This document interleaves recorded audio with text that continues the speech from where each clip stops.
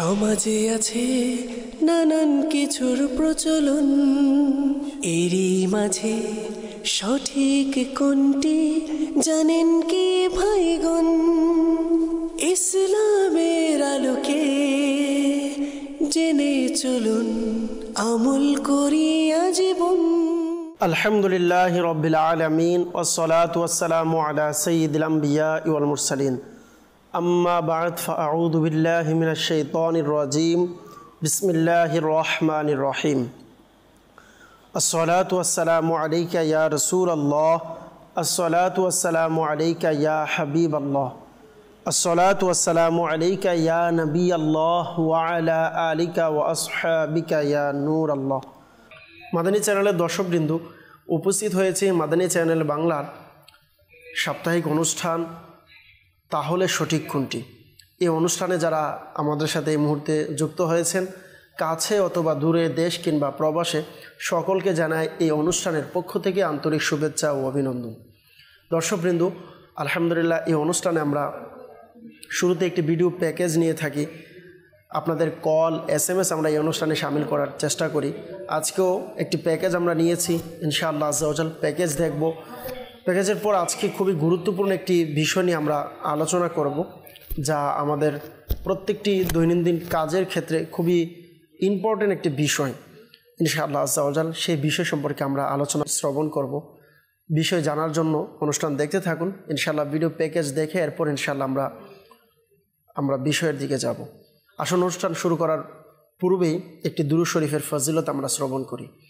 আমাদের প্রিয় নবী রসুল আরবি নবী করিম রউফুর রহিম সাল্লাল্লাহু তাআলা আলাইহি ওয়াসাল্লাম ইরশাদ করেছেন, আল্লাহ রাসূল সাল্লাল্লাহু আলাইহি সাল্লাম বলেন, মান সাল্লা আলাইয়া সালাতান সাল্লাল্লাহু আলাইহি বিহা আশরান আও কামা ক্বালা রাসূলুল্লাহ সাল্লাল্লাহু আলাইহি ওয়াসাল্লাম। মুসলিম শরীফের হাদিসে মুবারকা আল্লাহর রসুল সাল্লাল্লাহু আলাইহি ওয়াসাল্লাম ইরশাদ করেন, যেই ব্যক্তি আমার উপর একবার দুরূদ শরীফ পাঠ করবে, আল্লাহ তাআলা তার উপর 10টি রহমত নাজিল করবেন। সুবহানাল্লাহ। আসুন আমরা সকলেই মোহাব্বত সহকারে একবার দুরূদ শরীফ পাঠ করে নিই। সাল্লু আলাল হাবিব সাল্লাল্লাহু তাআলা আলা মুহাম্মদ সাল্লাল্লাহু তাআলা আলাইহি ওয়াসাল্লাম। আসুন শুরুতে আমরা প্যাকেজ আজকের যে অনুষ্ঠানে নিয়েছি তা দেখার চেষ্টা করব, এরপর इंशाअल्लाह আমরা আলোচনা করব। জি, पैकेज চালিয়ে দিন। बाज़ बच्चे बाय बर्थ ही लेफ्टी होते हैं और वो तमाम काम लेफ़्ट हैंड से करते हैं और उनके लेफ़्ट हैंड में ताकत भी ज़्यादा होती है। और जो लोग राइट हैंडेड होते हैं, यानी सीधे हाथ से काम करने के आदी होते हैं, तो वो हर काम सीधे हाथ से करते हैं। और ज़्यादातर लोग राइट हैंडेड होते हैं और वो सीधे हाथ से ही काम करते हैं, सीधे हाथ से ही खाना खाते हैं और सीधे हाथ में ही उनकी ताकत ज़्यादा होती है। असल में ये मेरे घर की ही कहानी है। मेरा बेटा जो है मोहम्मद शहबान रज़ा तारी, वो लेफ़्ट हैंडेड है। अब वो 4 साल का हो गया है, लेफ़्ट हैंड से ही लिखता है, लेफ़्ट हैंड से ही चीज़ पकड़ता है और लेफ़्ट हैंड से ही खाता है। मैं इसको ट्राई कर रहा हूँ, तरबियत कर रहा हूँ कि वो राइट हैंड से खाए। कोशिश करता है तो वो गिर जाता है। असल में 2-3 मसले बहुत अहम हैं। एक तो ये कि जो लोग लेफ़्ट हैंड से खाना खाते हैं तो वो तो खिलाफ़ आदाब और खिलाफ़ सुन्नत भी होगा। तो राइट हैंड से खाना खाने की आदत बच्चे की तरबियत कैसे करें? अच्छा, दूसरा ये कि जो लेफ़्ट हैंडेड है उसके लेफ़्ट हैंड में ही पावर ज़्यादा है और वो लेफ़्ट हैंड से ही काम करता है। तो अगर उसको कभी जानवर ज़बह करना हो, कुर्बानी का हो या नॉर्मल डेज़ में कुर्बान करना हो, तो क्या वो लेफ़्ट हैंड से जानवर ज़बह कर सकता है? क्या लेफ़्ट हैंड से जानवर ज़बह करना जायज़ है? प्लीज़ शेख बताइए, आखिर दुरुस्त क्या है? माशाअल्लाह, बहुत प्यारा सवाल है। और ये यहाँ कितने लेफ्ट हैंडेड बैठे होंगे और नाजरीन में भी होंगे जो सुन रहे होंगे। जो भी साहिब इकराम, इज्जत वाला काम हो ना, वो तो सरकार सल्लल्लाहु अलैहि वसल्लम सीधे हाथ से करते थे, सीधी तरफ से, सीधे हाथ से। तो यूं तहरीर तो सीधे हाथ से ही समझ में आती है, लिखना सीधे हाथ से, खासकर दीनी तहरीर तो और उसका मकाम बड़ा है। बंदा सीधे हाथ से लिखे तो सीधे हाथ से लिखना सीखे। बच्चे को शुरू से ही सीधे हाथ से लिखाना सीखेंगे ना, तो अल्लाह करेगा वो राइट हैंडेड बनेगा। और ज़ाहिर है कि सुन्नत यही कि सीधे हाथ से खाए पिए, हदीस पाक में हदीस मुबारका में है कि सीधे हाथ से खाओ, सीधे हाथ से पियो, सीधे हाथ से दो, सीधे हाथ से लो, कि उल्टे हाथ से शैतान खाता पीता लेता देता है। बहुत पुरानी बात कर रहा हूँ मैं। हज़रत मौलाना मुस्लिहुद्दीन साहब रहमतुल्लाह अलैह की खिदमत में हाजिर होता था। कारी मुस्लिहुद्दीन साहब ये अपने मुस्लिहुद्दीन गार्डन के खतीब व इमाम थे, पीर साहब थे, इनके बहुत सारे मुरीदीन हैं। तो मैं इनके पास जाया करता, मैं इनको देखता था कि अगर कोई इनके पास कोई ये तावीज़ वगैरह भी देते थे तो आमतौर पे आदत के मुताबिक लोग उल्टा हाथ बढ़ाते थे, तो कारी साहब हाथ खींच लेते थे, नहीं देते थे उसको। फिर उसको समझ पड़ जाती थी तो सीधा हाथ निकालता था तो फिर दे देते थे। तो यूं ये देख देख के मेरी भी आदत पड़ी कि यार ये मैं भी कोई यूं दे उल्टे हाथ से तो नहीं लेना। तो जैसा मौका, तो ये अगर जो बड़े हैं ना इनका असर पड़ेगा। अगर छोटा कोई आलिम साहब उल्टे हाथ से आपको बिलफर्ज बेख्याली में दे देंगे और आप नहीं लेंगे, यूं करेंगे, तो फिर हो सकता है जमेगा नहीं। या अब्बू देंगे और आप नहीं लेंगे तो शायद जमेगा नहीं। और अब्बू से अगर यूं तरकीब है, अब्बू मेहरबान है, शफीक है, तो फिर चल जाएगी तरकीब। तो मौके की मुनासिबत से अगर को, और आपस में ईसाई भाइयों में तो मुमकिन नहीं है कि उल्टे हाथ से दे तो मुस्कुरा कर रुक जाए, मुंह चढ़ा के नहीं रुकना, मुस्कुरा के। तो फिर वो सोचेगा क्या यार मेरी गलती है, तो फिर वो हो सकता है इसको याद आ जाए, आप खुद फरमा दें कि सीधे हाथ से सुन्नत है, तो सॉरी करके वो हो सकता है। तो यूं आदत एक दूसरे की हम डलवाएंगे तो पड़ेगी, सिर्फ बच्चों की डलवाएंगे तो पड़ेगी आदत। ऐसे एक दो दफा चुटकुले हुए जैसा फरमा रहे ना, किसी ने उल्टा हाथ बढ़ाया, हमने रोक लिया, उसको लगे कि जैसा अपना देने का इरादा बदल गया है ना, तो वो देते हुए उसने उल्टा हाथ बढ़ाया, आपने नहीं दिया, तो अपने वो यूं जैसे मुस्कुराते हुए जैसा यूं तवज्जो दिलाने के लिए, तो उसको यूं उसकी तवज्जो नहीं, उसको यूं तवज्जो गई कि लगता है देने का इरादा खत्म हो गया ना हजरत का। तो अब वो उसको दोबारा लेना, तो वो दोबारा उल्टा हाथ बढ़ा हुआ है, तो फिर उसको यूं सीधे हाथ से दे, तो यूं फिर करके अच्छा तो यूं तो चेहरे की मुस्कुराहट बहाल हो जाती थी, 2-4-5 सेकंड के लिए चेहरे पर लोड शेडिंग आ जाती थी। तो इस तरह का भी ये आप सही फरमा रहे, अगर हमारे जितने भी जिम्मेदारान के जो है वो अगर ये सीधे हाथ की तरफ तवज्जो दिलाना शुरू कर दें तो हो सकता है कि ये एक चल पड़े। देखो ये इनका साहिल मोहतरम का ये अंदाज भी था ना कि बच्चे के हाथ से गिर जाता है, लेकिन मैं कोशिश कर रहा हूँ, तो ये पीछे पड़े रहेंगे और इनकी अम्मी को पीछे लगा देंगे। मेन तो माँ होती है, क्या आदमी तो नौकरी धंधे पे चला जाता है, तो माँ अगर सीरियस लेगी तो इंशाल्लाह ये बच्चा सीख जाएगा सीधे हाथ से खाना पीना लेना देना। अभी छोटा ही है ना। उल्टे हाथ से ज़बह करना, ये भी सवाल था। हाँ, उल्टे हाथ से ज़बह करना है तो जायज़, कोई अर्ज नहीं है, लेकिन वो ये कि ये साहिब एक अच्छा काम है, तो इसको भी होना सीधे हाथ से चाहिए। जायज़ है, लेकिन ये के खिलाफ औला और अफजल के खिलाफ है और आदाब के खिलाफ है। जी, जानवर हलाल हो जाएगा, मगर बेहतर वो ये कि सीधे हाथ से ज़बह किया जाए। सल्लु अलल हबीब सल्लल्लाहु ताला अला मुहम्मद सल्लल्लाहु ताला अलैहि वसल्लम सलात व सलामान अलैका या রাসূলুল্লাহ। দর্শকবৃন্দ, আমরা আমিরা আহলে সুন্নাত দামাত বারাকাতুহুল আলিয়ার একটি ভিডিও প্যাকেজ দেখলাম। এটিতে মূলত ডান দিক থেকে বা ডান হাতে শুরু করা এর ব্যাপারে আমিরা আহলে সুন্নাত দামাত বারাকাতুহুল আলিয়া আমাদেরকে মাদানী ফুল দিয়েছেন। মূলত অনেকেরই অভ্যাস আছে যারা বাম হাতে নিজের কাজ সম্পন্ন করে বা বাম হাতে লেখা পড়া, খাবার খাওয়া, যে কোনো কাজ বাম হাতে করার অনেকের অভ্যস্ত রয়েছে। তো তাদের ব্যাপারে কেবলা শাইখে তরিকত আমিরা আহলে সুন্নাত দামাত বারাকাতুহুল আলিয়া এটি উৎসাহিত করেছেন তারা যেন চেষ্টা করে, এবং প্রত্যেক মা বাবার উপরেও এটি দায়িত্ব তার সন্তানকে ডান দিক থেকে খাবারের ক্ষেত্রে, পড়ার ক্ষেত্রে, কাজের ক্ষেত্রে তখন থেকেই অভ্যস্ত করাবে এবং উৎসাহিত করাবে।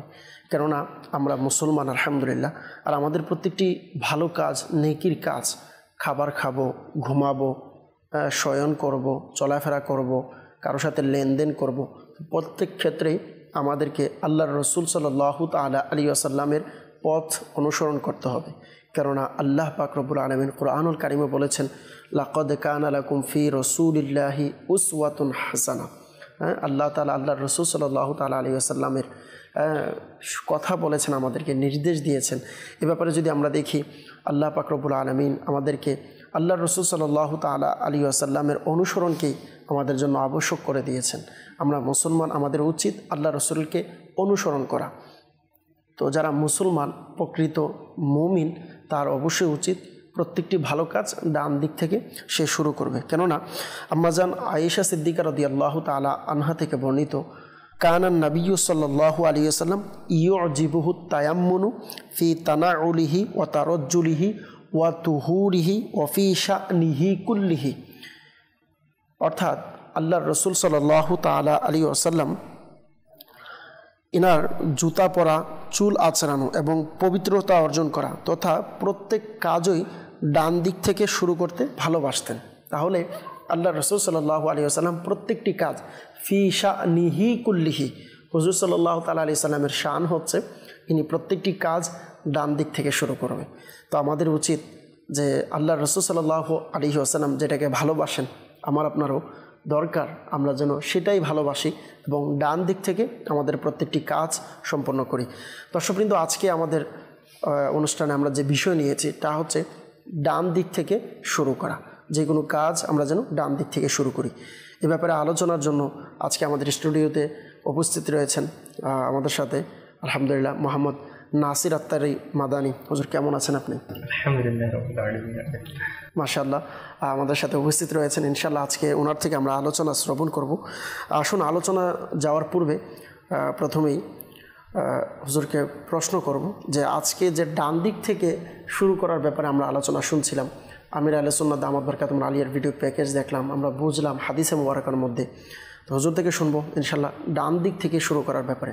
হুজুর, আজকে আমরা বিষয় নিয়েছি ডান দিক থেকে শুরু করা। জি, এই ব্যাপারে কি বলবেন আপনি? আলহামদুলিল্লাহ রাব্বিল আলামিন ওয়াসসালাতু ওয়াসসালামু আলা খাতামিন নবিয়্যিন। আসলে ডান দিক থেকে শুরু করার বিষয়টা আমাদের জন্য, আমল করার জন্য অনেক গুরুত্বপূর্ণ একটা দিক। মাশাআল্লাহ, আমরা সবাই খাবার খাই, পোশাক পরিধান করি, প্রত্যেক ক্ষেত্রে আমাদের বিভিন্ন হাতের ইউজ হয়ে থাকে। তো শুধু ডান হাতে নয়, আমাদের আজকের টপিকের উদ্দেশ্য শুধু এমন না যে শুধু ডান হাত ইউজ করাটাই, ডান দিক থেকে, অর্থাৎ যে কোনো ভালো কাজ ডান দিক থেকে শুরু করা, এটা ইসলামের মধ্যে আমাদের সুন্নতে মুবারাকার মধ্যে আমাদেরকে শিক্ষা দিয়ে থাকে।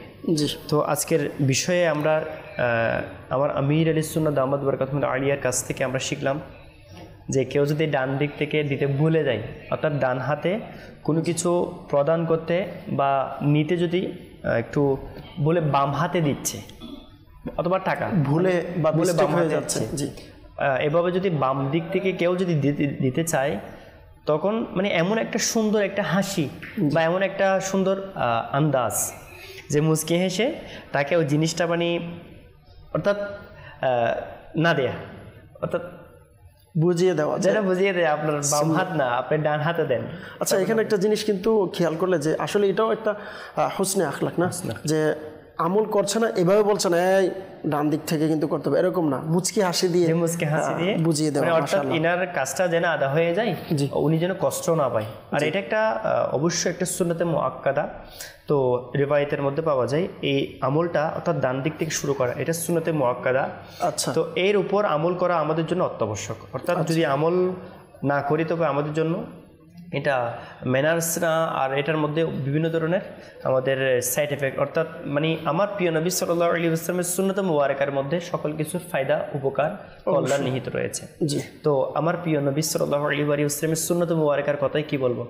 তো ডান হাতে খাবার খাওয়ার মধ্যেও অনেক কল্যাণ রয়েছে। যেমন আমরা বাম হাতের মাধ্যমে অনেক ময়লা আবর্জনা ইউজ বা বিভিন্ন ক্ষেত্রে বাম হাত ইউজ হয়ে থাকে। খারাপ কোনো কিছু আমরা রাস্তা থেকে বা কোনো কিছু লাগার মধ্যে কোনো ময়লা আবর্জনা বেশিরভাগ বাম হাতে ইউজ করে থাকি। তো ইসলাম এটা শিক্ষা দিচ্ছে আমরা যেন সবচেয়ে বেটার, যেটা বেস্ট হাত, যে হাত সবসময় ভালো কাজের মধ্যে ইউজ হয়ে থাকে। কোরআনে পাক স্পর্শ করব, ডান হাতে স্পর্শ করি। আমরা ভালো কিছু কোনো কিছু স্পর্শ করব, ধরি, ডান হাতে ইউজ করি। তো ওই হাতের মধ্যেই যেন আমরা খাবার খেয়ে থাকি। এটা আমার নবীর সুন্নাত মুবারাকা। কেননা বাম হাত এটা প্রথমত এটা আমার নবী সাল্লাল্লাহু আলাইহি ওয়াসাল্লামের সুন্নাত মুবারাকে চোখ বন্ধ করে মেনে নেওয়াটাই হচ্ছে শ্রেয়। এরপরে আমরা যদি থিওরিও যদি দেখি এটা, তো বাম হাতে বিভিন্ন ধরনের ময়লা আবর্জনা বেশি, অধিকাংশ তুলনামূলকভাবে। তো এই ক্ষেত্রে বাম হাত যদি আমরা ইউজ করি খাবারের ক্ষেত্রে, তো আমাদের শারীরিকভাবে আমাদের মধ্যে বিভিন্ন ধরনের সমস্যা দেখা দিতে পারে।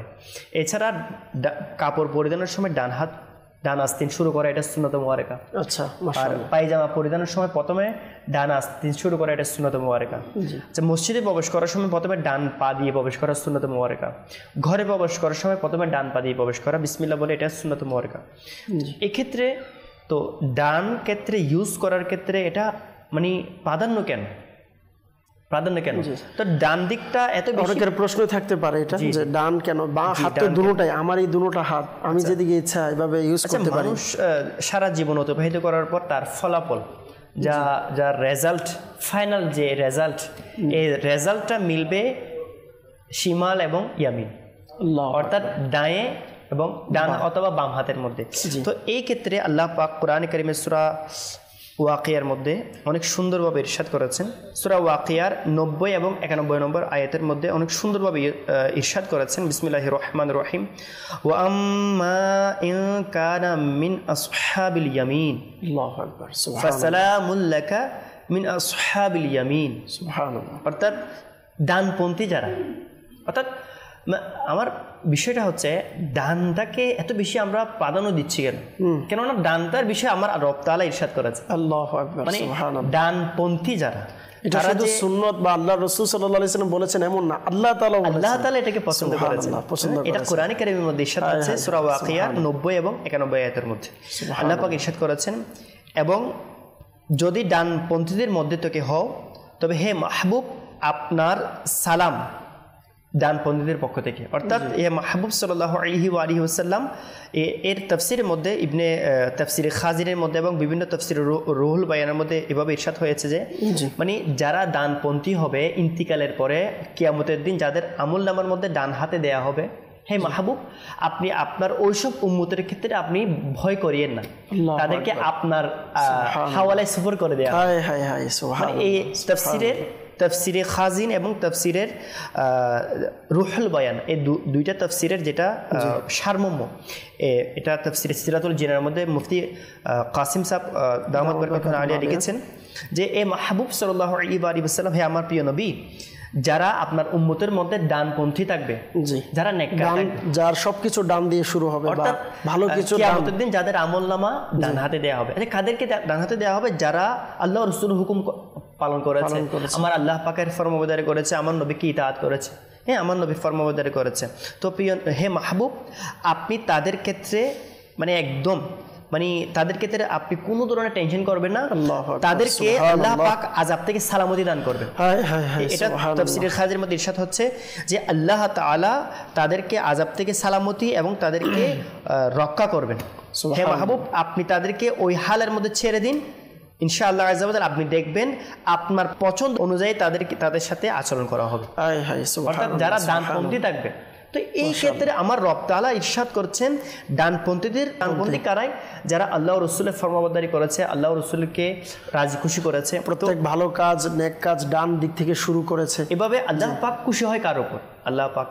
আমরা তো সবাই মুসলমান, আল্লাহ পাকের খুশি আমরা সবাই চাই, আমাদের উদ্দেশ্য এটা যেন আল্লাহ রাজি হয়ে যায়, মানে আল্লাহ পাকের সন্তুষ্টি হচ্ছে এটা মানে সবচেয়ে বড় নিয়ামত। তো আল্লাহ পাক কার উপর খুশি হয়ে থাকে, আল্লাহ তাআলা এটার সলিউশন, এটার মানে সমাধান এভাবে দিয়ে দিয়েছেন। হে মাহবুব আপনি ইরশাদ করে দিন, তো তোমরা যদি আল্লাহ তাআলাকে ভালোবেসে থাকো তবে আমি নবীকে মহব্বত করো। আচ্ছা, মামলা বান্দা এবং রবের সাথে, মাঝখানে মাধ্যম আল্লাহ তাআলার কাছে যেতে হলে অনেকে বলে আমি আল্লাহ পর্যন্ত যেতে চাই, যাওয়ার জন্য দ্বার হচ্ছে আমার রাসূলের।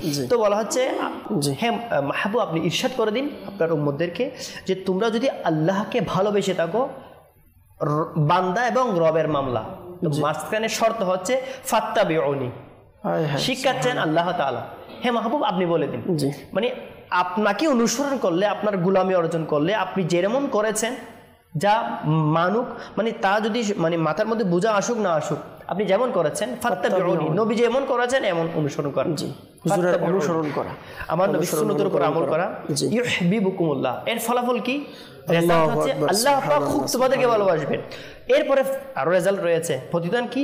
ওয়ায়াগফিরু লাকুম যুনুবাকুম, তোমাদের গুনাহ maaf করে দেবেন। কি হতে পারে? আল্লাহু গফুরুর রহিম, আল্লাহ পাক অনেক বেশি ক্ষমাশীল দয়ালু। তো আল্লাহ পাক আমাদেরকে অনেক সুন্দরভাবে একটা সলিউশন দিয়ে দিয়েছেন যে বান্দা এবং রব এর মধ্যে যেটা মূল মাকসাদ ওয়াজহে তাখলিকে কায়নাত, আমার প্রিয় নবী সাল্লাল্লাহু আলাইহি ওয়া সাল্লামের গোলামি অর্থাৎ সুন্নতের উপর আমল করা। তো আমার প্রিয় আকা সাল্লাল্লাহু আলাইহি ওয়া সাল্লামের সুন্নত মুবারাকা হচ্ছে ডান হাতে খাবার খাওয়া, ডান হাতে প্রদান করা, ডান হাতে কিছু নেয়া, এবং এটাই হচ্ছে আমার নবীর সুন্নত মুবারাকা। শুধু এর মধ্যে সীমাবদ্ধ নয়, সুন্নত মুবারাকার মধ্যে হিকমত রয়েছে। মাশাআল্লাহ, ইনশাআল্লাহ আসবো আপনার কাছে আবার। আমাদের মাদানী চ্যানেলের দর্শকবৃন্দ যারা আছেন অনেকে কল করেছেন, ইনশাআল্লাহ কিছু কল নেব, এরপর ইনশাআল্লাহ আমরা আবারও আলোচনার দিকে যাবো ইনশাআল্লাহ। জি, কল শুনিয়ে দিন। আমার নাম মোহাম্মদ মোশাররফ হোসেন, আমি কক্সবাজার থেকে। আপনাদের চ্যানেলটা তো আমার খুব ভালো লাগে। মাশাআল্লাহ, আমার মোশাররফ হোসেন ভাই কল করেছেন, আপনাকে মোবারকবাদ আমাদেরকে কল দেওয়ার জন্য। আপনার শুকরিয়া জ্ঞাপন করছি প্রিয় ভাই, আপনি আমাদেরকে কল দিয়েছেন, আপনাকে অসংখ্য মোবারকবাদ। জি, পরবর্তী কল। আলাদা আমি দেখি সবসময় মাদানী চ্যানেল দেখি সবসময় ভালো লাগে। জি মাশাআল্লাহ, আমাদেরকে আরেকজন দর্শক কল করেছেন, আমাদের মাদানী চ্যানেল দেখেন আপনি, আপনার কাছে ভালো লাগে, আপনাকে মোবারকবাদ আমাদের অনুষ্ঠানে কল করার জন্য। জি, পরবর্তী কল। গাজীপুর থেকে আমার নাম আতাউল।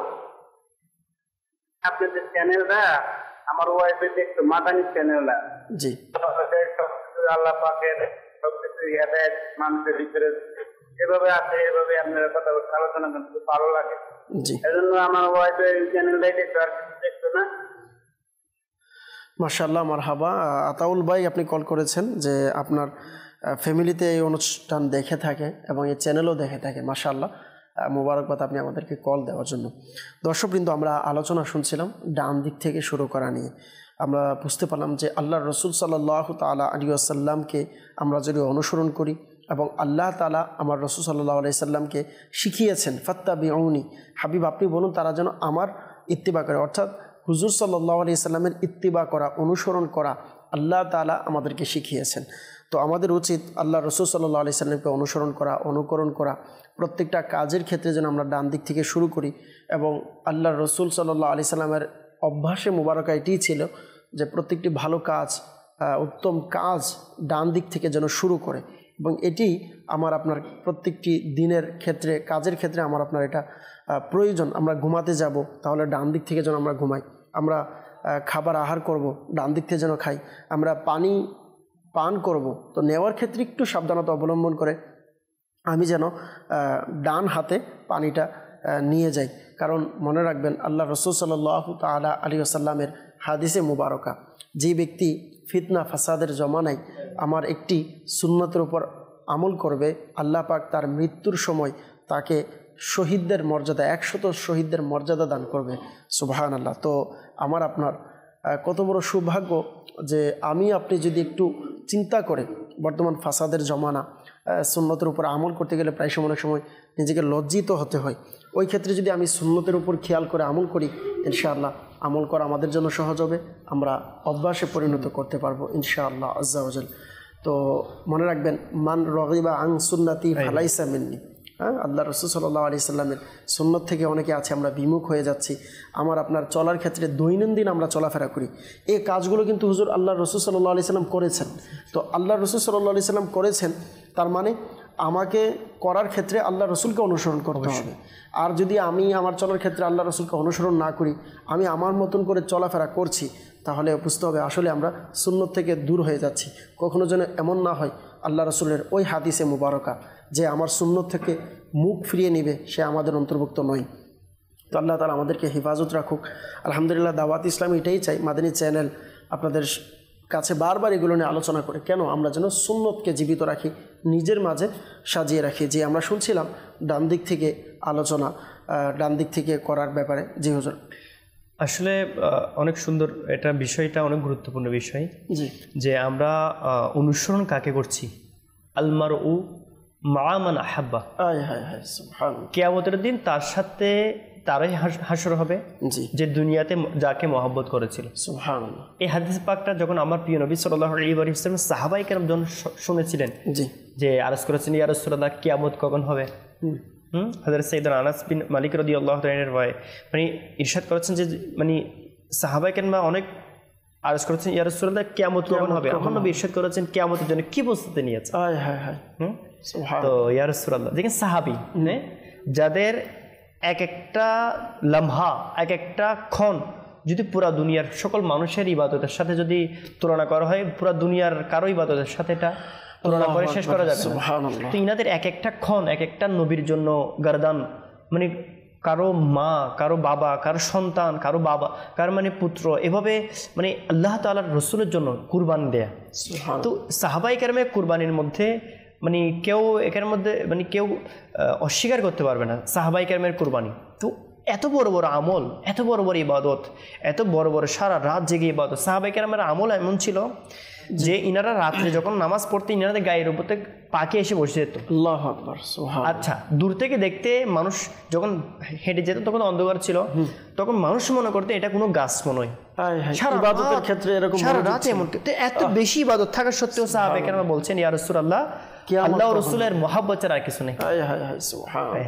তো আমার প্রিয় নবী সাল্লাল্লাহু আলাইহি ওয়াসাল্লাম তখন ইরশাদ করেছেন আল মারউ মা মান হাব্বা, মানে সাহাবায়ে কেরাম বলে দিয়েছে মানে দুনিয়ার মূল লক্ষ্য মানে জিনা মারনা, জিনা মারনা মানে একদম মূল পয়েন্ট বলে দিয়ে ইরশাদ করে দিয়েছেন আল মারউ মা মান হাব্বা, মানুষ তার সাথে তার হাসর হবে যে যাকে মহব্বত করে। তাহলে এটা থেকে বোঝা উচিত আজকে যারা আমরা খেলার দিক থেকে দুনিয়াবি দিক থেকে আমরা অনেকজনকে আইডল মনে করি, আইডিয়াল ক্ষেত্রে আমার প্রিয় নবী সাল্লাল্লাহু আলাইহি ওয়াসাল্লাম এই হাদিস পাক শোনার পর সাহাবায়ে কেরামরা এত বেশি খুশি হয়েছেন।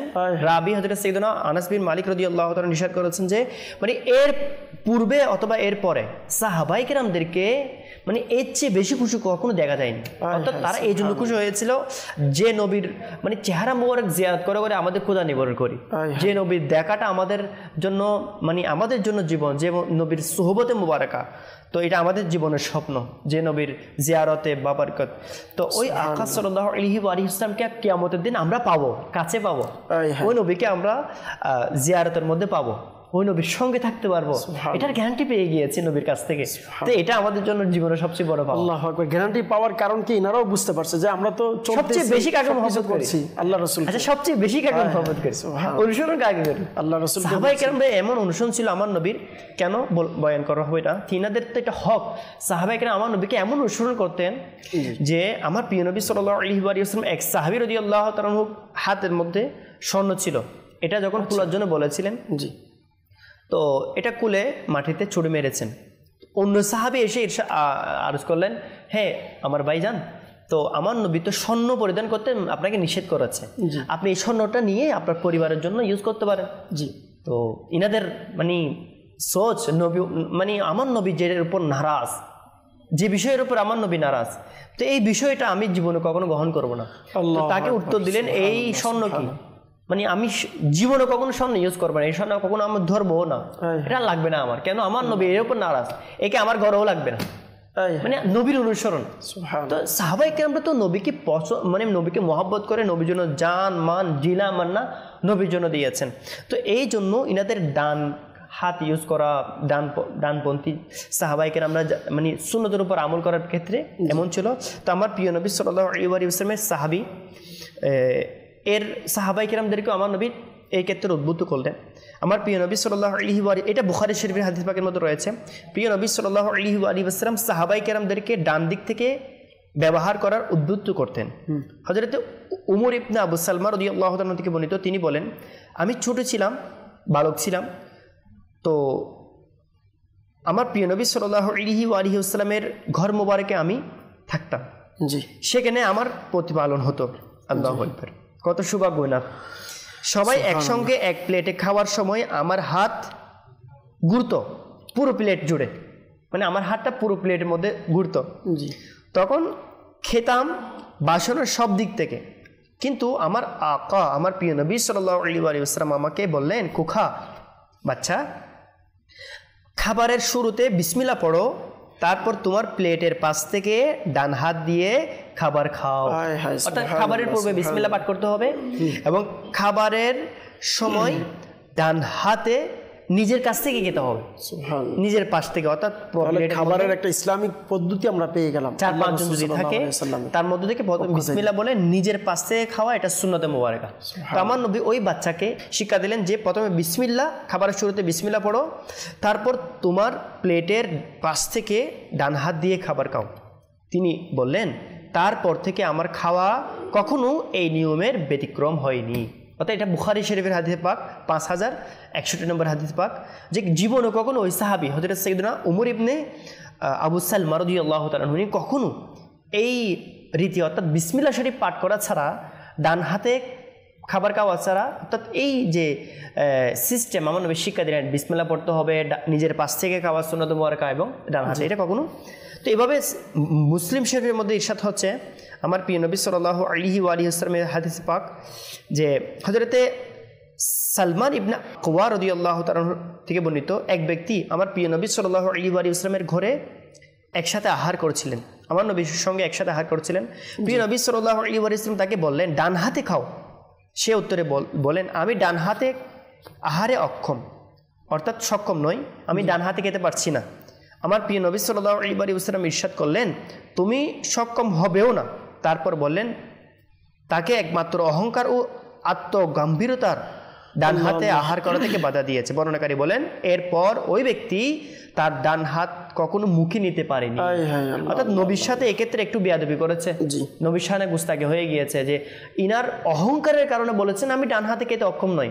তো আমার নবী তো শিক্ষা নেওয়া উচিত, নবীর ফরমানে মুবারাকা যখন ইরশাদ করে দিয়েছেন না, তো সাথে সাথে ওই হাতটা বাম দিক থেকে খাওয়া এটা আমাদের বোঝা উচিত। আল্লাহ রাসূল সাল্লাল্লাহু আলাইহি ওয়াসাল্লাম মুসলিম শরীফের 2020 নং হাদিসে মোবারকা আল্লাহ রাসূল সাল্লাল্লাহু আলাইহি ওয়াসাল্লাম ইরশাদ করেন যে তোমাদের কেউ যদি খাবার গ্রহণ করতে চায় সে যেন ডান দিক থেকে করে, এবং বললেন যদি কেউ পান করতে চাইলে সে যেন ডান হাতে পান করে। কারণ বললেন যে কেন করবে এটাও বলে দিলেন যে শয়তান বাম হাতে খায়, বাম হাতে পান করে।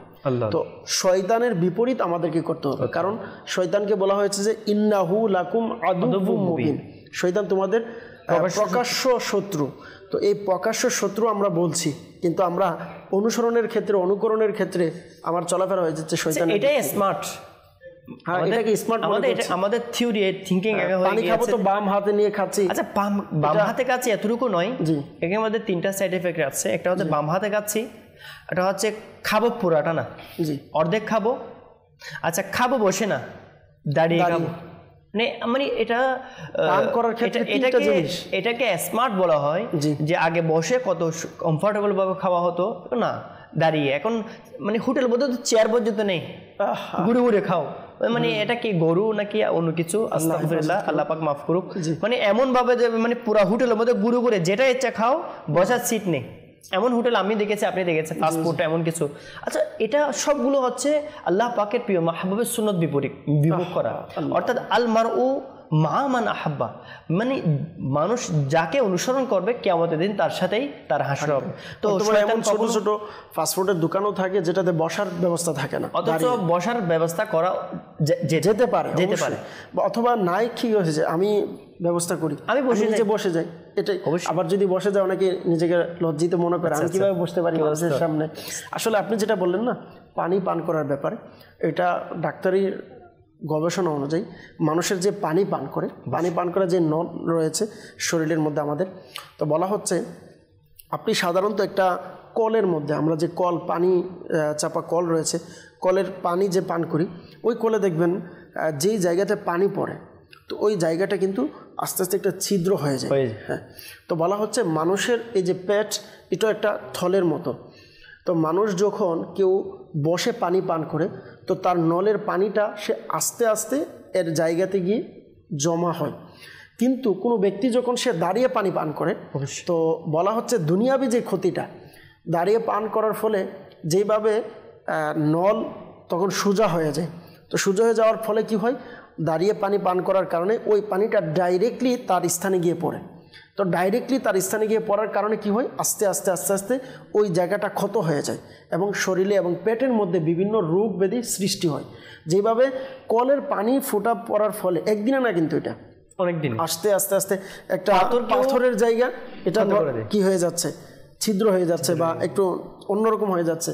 তো আমার আপনার শরীরের পেট এত নরম একটি জায়গা, এটার মধ্যে যদি আমি এভাবে সবসময় পানি পান করি, আল্লাহ তাআলা হেফাজত করুক, দুনিয়াবি ক্ষতি এটা রয়েছে।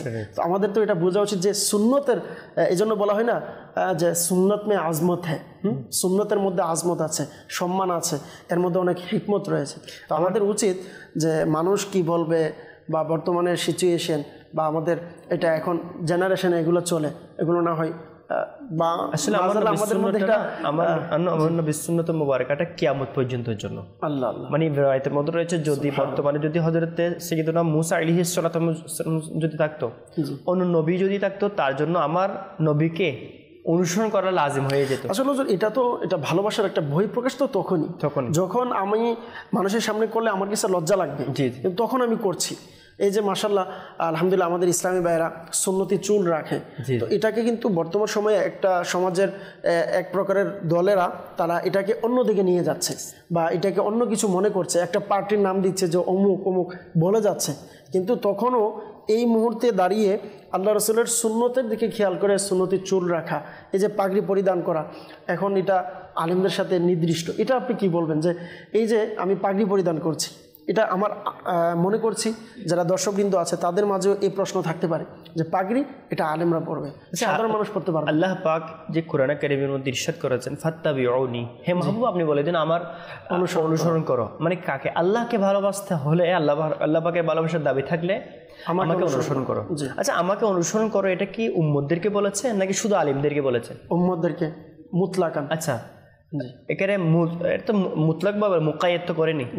দাড়ি রাখা যে সুন্নাত মুবারাকা, অথবা যে ডান হাতে খাবার খাওয়া পান করা, যেসব সুন্নাত মুবারাকা রয়েছে, এখানে তো মুকাইয়াত করে মানে নির্দিষ্ট করে বলা হয়নি কোনো মানে দলকে, কোনো গোষ্ঠীকে, কোনো ব্যক্তিকে এখানে বলা হয়নি। ফাত্তাবিউনি, তোমরা সবাই আমি নবীকে অনুসরণ করো। মানে সকল উম্মতদেরকে, এটা কিয়ামত পর্যন্ত যারা আসবে সবার ক্ষেত্রে এই হুকুমটা প্রযোজ্য যে সকল উম্মতকে আমার নবীর ফরমান প্রযোজ্য যে তোমরা সবাই আমাকে অনুসরণ করো। ইউহিব্বুকুমুল্লাহ, তোমাদেরকে আল্লাহ পাক ভালোবাসবেন। ওয়া ইয়াগফিরু লাকুম যুনুবাকুম ওয়াল্লাহু গফুরুর রহিম, এবং তোমাদের গুনাহসমূহ আল্লাহ তাআলা মাফ করে দেবেন। তো আসলে আমরা যদি আল্লাহ তাআলার প্রিয় মাহবুব সাল্লাল্লাহু আলাইহি ওয়াসাল্লামকে যদি আমরা অনুসরণ করি, সুন্নাত মুবারাকা অনুসারে যদি আমরা চলি, তবে আমাদের দুনিয়াতে ইনশাআল্লাহ আযজা ওয়া জাল্লার উপকার গ্রহণ হবে এবং আল্লাহ পাকের রহমতে ইনশাআল্লাহ আযজা ওয়া জাল্লা আখিরাতে মুক্তি মিলবে। আচ্ছা সুলাইমান ভাই, আমাদের বর্তমানে একটা বড় বদ অভ্যাস, যেটা আমরা পশ্চিমা সভ্যতাকে বেশি প্রায়োরিটি দিচ্ছি, অর্থাৎ এটাকে এত বেশি প্রায়োরিটি দিচ্ছি, প্রাধান্য দিচ্ছি যে আমরা নিজের অস্তিত্বকে বিলীন করে ফেলেছি। অর্থাৎ আমরা যে মুসলমান, যে এটার উদাহরণ এভাবে দিচ্ছি যে এই যে পোশাক, সাদা পোশাক, হাদিস পাকের মধ্যে রয়েছে সাদা পোশাক পরে এটা কাফনকে দেওয়া হয়েছে, কেননা এটা অত্যন্ত পরিষ্কার এবং পরিচ্ছন্ন। আমার নবী এটাকে পছন্দ করেছেন, সাদা পোশাককে। তো এই সাদা পোশাক যে সুন্নতি লিবাস রয়েছে, এটা যদি বর্তমান সমাজের মধ্যে কোনো ব্যক্তি পরে বা এরকম সুন্নত অনুযায়ী পড়তে চায়, তখন সবাই একটু অবাকের নজরে তাকে তাকায়। কেন জানেন? এটার উদ্দেশ্য হচ্ছে এরকম যে সবাই মনে করে যে এটা আনকমন, ব্যক্তিটা কোত্থেকে আসছে। কিরে ভাই, সোলোমান ভাই এত সুন্দর, এত দাড়িওয়ালা, পাগড়িওয়ালা, সাদা চাদরওয়ালা, এরকম ঢিলেডালা লেবাস, এই কোত্থেকে আসছে, কোন প্রকারের ব্যক্তি, কোন প্রকারের মুসলমান? এটা অবাক হচ্ছে কেন? মানে এটার মানে সংখ্যা এত কম হওয়ার কারণে, মানে অন্যপন্থী বেশি হওয়ার কারণে আমরা নিজের অস্তিত্বকে আমরা ভুলে গিয়েছি। এটার একটা সুন্দর উদাহরণ এভাবে দিয়েছে, কৃত্রিম একটা ঘটনা, যে এক রাজ্যের মধ্যে এক ব্যক্তি এসেছিল, যার মানে যে রাজ্যের মধ্যে বাদশা থেকে শুরু করে রাজ্যের মধ্যে সবার কারণ ছিল না। হঠাৎ এক ব্যক্তি এসে ওই গ্রাম থেকে চলে আসলো, যার নাক ছিল, যার কি ছিল, নাক ছিল, সে ওই রাজ্যের মধ্যে প্রবেশ করে ফেলেছে।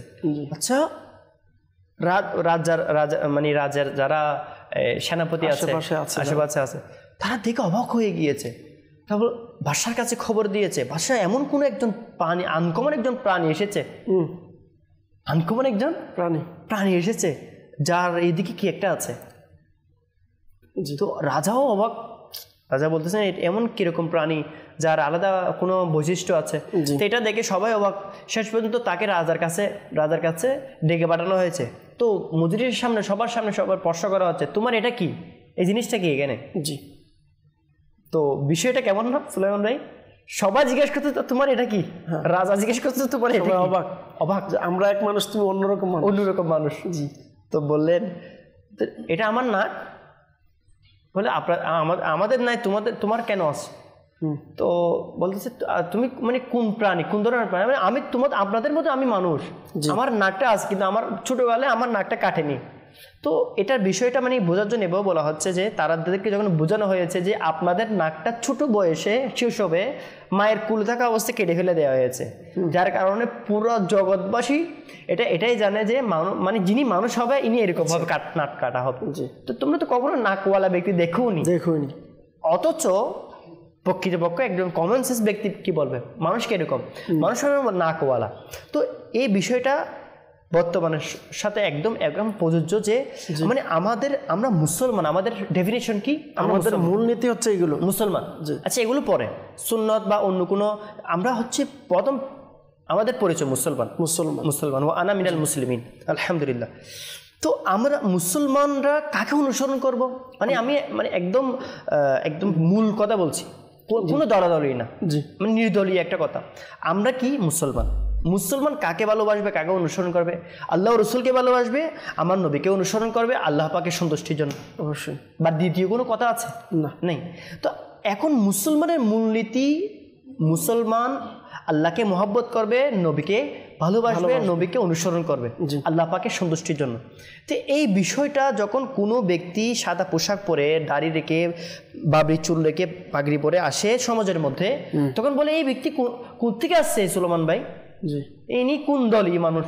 আরে ভাই আমরা তো নিজের দল থেকে আমরা নিজের দলের কথা ভুলে গিয়েছি। আমি যে মুসলমান, আমরা যে নবীর লা ইলাহা ইল্লাল্লাহু মুহাম্মাদুর রাসূলুল্লাহ যে নবীর কলমা পড়েছি, ওই যে নবীর কলমা পড়ে কবরে রাখার সময় বলা হবে বিসমিল্লাহি আলা মিল্লাতি রাসূলিল্লাহ।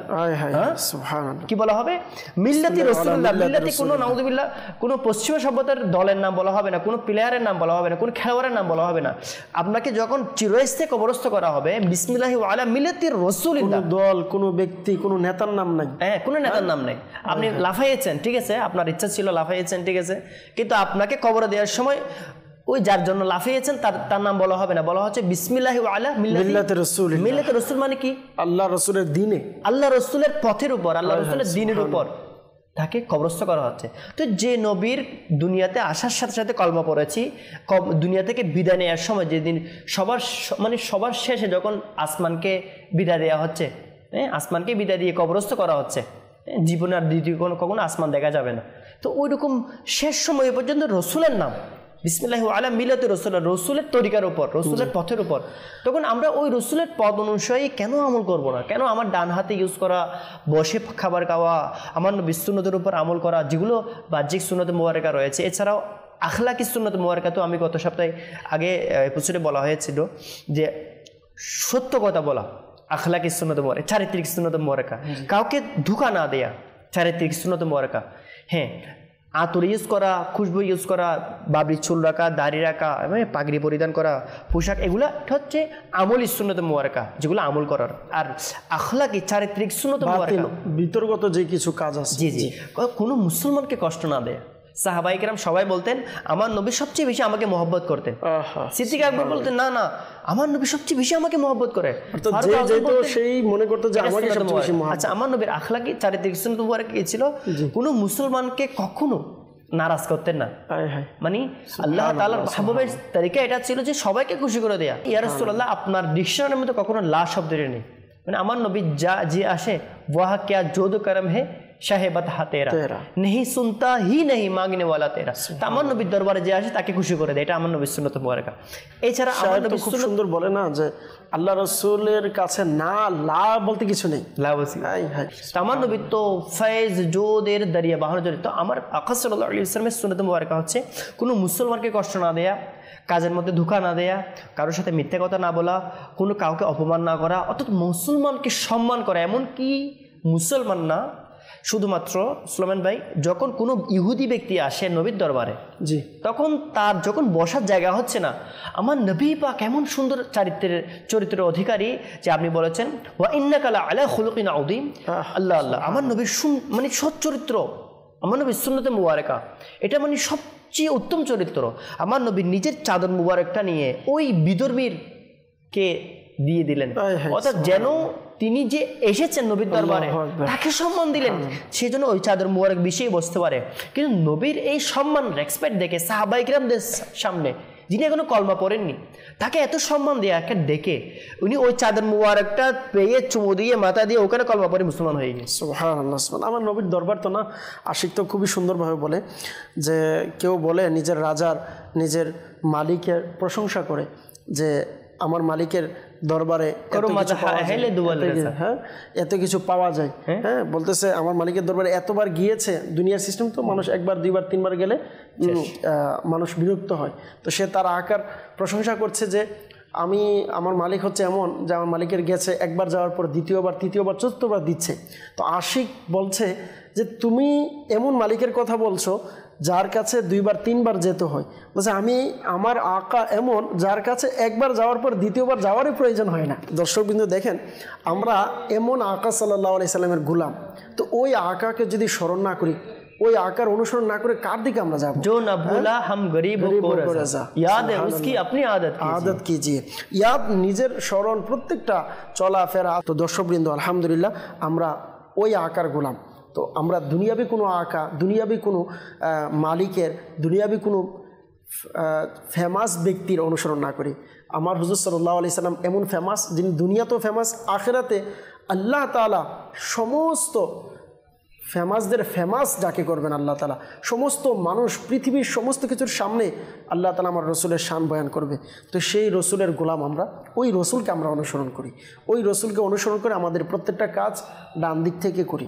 আমার দেওয়ার ক্ষেত্রে, চলার ক্ষেত্রে, কথা বলার ক্ষেত্রে, মানুষের সাথে লেনদেনের ক্ষেত্রে, পানি পান করার ক্ষেত্রে, খাবার আহার করার ক্ষেত্রে, ঘুমানোর ক্ষেত্রে, চলার ক্ষেত্রে, ঘরে প্রবেশ করব তো ডান দিক দিয়ে আমরা প্রবেশ করি, মসজিদে প্রবেশ করব তো ডান দিক দিয়ে প্রবেশ করি, দোকানে প্রবেশ করব ডান দিক দিয়ে প্রবেশ করি, গাড়িতে উঠব, আরোহণ করব, আমরা ডান পা দিয়ে আরোহণ করি।